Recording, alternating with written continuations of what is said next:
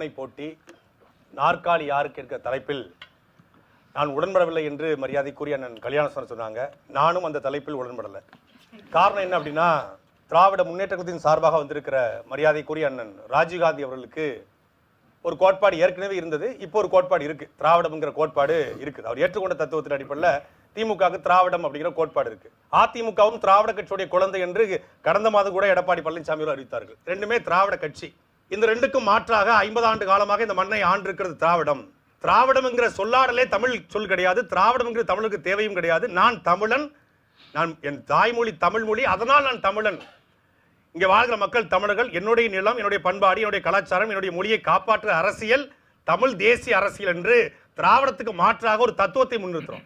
இப்போ திராவிட கட்சி ஒரு பக்கம்னா அதுக்கு மாற்றாக இருக்கிற தத்துவம் தான் ஒரு முனையா இருக்கணும். அது ஒரு முனை, இது ஒரு முனை. அப்ப இருமுனை தான் போட்டி. இந்த இருமுனைக்கு மத்தியில ஒன்று திராவிடத்தின் பக்கம் நிக்கணும், இல்ல தமிழ் தேசியம் பக்கம் நிக்கணும். ரெண்டு பக்கம் நிக்க மாட்டேன், நடுவுல தான் நிப்பேன்னு சொல்லி உத்தமபாளையத்திலிருந்து ஏறி வந்திருக்காரு நம்ம அண்ணன் முஸ்தபா. தாவேக்கா சார்பாக வந்திருக்காரு. அப்போ தத்துவத்துக்கு தான் இங்க போட்டி, கொள்கைக்கு தான் போட்டியே ஒழிய தனி நபர்களுக்கு போட்டி இல்லை. அந்த அடிப்படையில் இருமுனை போட்டி தான் தமிழ்நாட்டில் நிலவுகிறது. திராவிடம் என்கிற தமிழர் நிலத்திற்கு தேவையில்லாத ஒரு தத்துவத்திற்கும் தமிழ் தேசியம் என்கிற தமிழர் நிலத்தை, பண்பாட்டை, கலாச்சாரத்தை காப்பாற்றுகிற தமிழ் தேசிய தத்துவம் தான் இங்க போட்டி.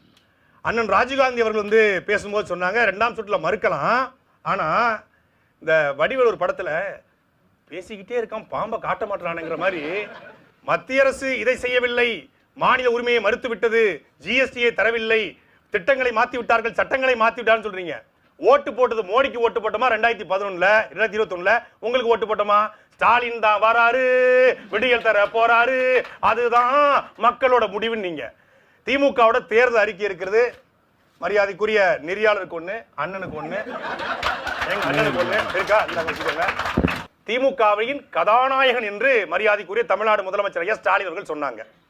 அந்த கதாநாயகன்ல 520 வாக்குறுதியில கொடுத்தாங்க. முதல் 100 வாக்குறுதி, முதல் வாக்குறுதி திருக்குறளை தேசிய நூலாக்க மத்திய அரசை வலியுறுத்தினீங்களா? கடும் ஊழல் புகாருக்கு ஆளாகியுள்ள அதிமுக அமைச்சர் மீதான புகார்களை விசாரிக்க தனி நீதிமன்றம் அமைக்கப்படும், அமைச்சலா?